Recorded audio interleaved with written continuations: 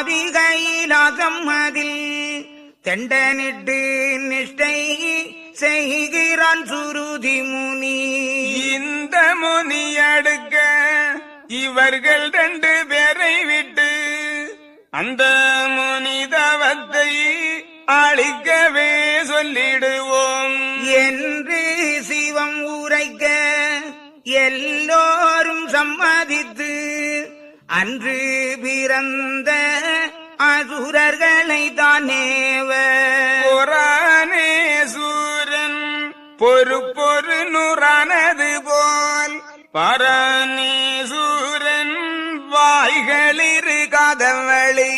சூரருட கைகள் 92 மூரன் கால் 100 உயர்ந்த சிரசன்பதுவும் கண்கள் 100 வெண்டரளமிருகலமே துங்கனங்கல்லாக சூரரடம் தேறி கண்கவிழ்ந்து யோகம் கருத்துருத்தாய் நிற்கின்ற வன்கவிழ்ந்த மாமுனியை வாரி எடுத்தவர்கள் அலைமேல் எறிய ஆர்ப்பரிக்கும் அவ்வளவில் கலைமேல் பரந்த கடிய முனி பகர்வான்.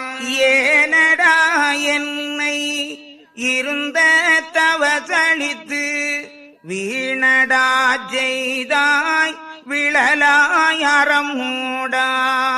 என்னை எடுத்து இக்கடல் மேல் போட்டாலும் உன்னை அறுக்க ஒரம்பாய் உருவெடுத்து பங்கைய கண்மாயன் பக்கமதில் நான் சேர்ந்து உங்கள் 2 பேரை ஊடுருவன் நான் அறுத்து இந்த கடலில் எடுத்து உங்களை எறிந்து உங்களோட ஊரை ஒக்ககரி காடாக்கி நானும் வைகுண்டம் நற்பேறு பெற்றிருப்பேன்.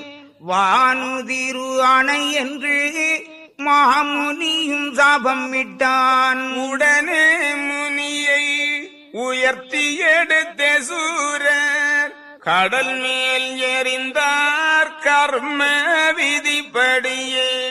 அந்த முனியும் அரணாரருளாலே மந்திரபுரக்கணையாய் வாரிகளைக்குள்ளிருந்தான். சுருதி முனிதனையும் தொயங்கதில் விட்டறிந்து உறுதி குடி சூரர் ஓடி வந்த கையிலை இசந்தனை தொழுது இறஞ்சி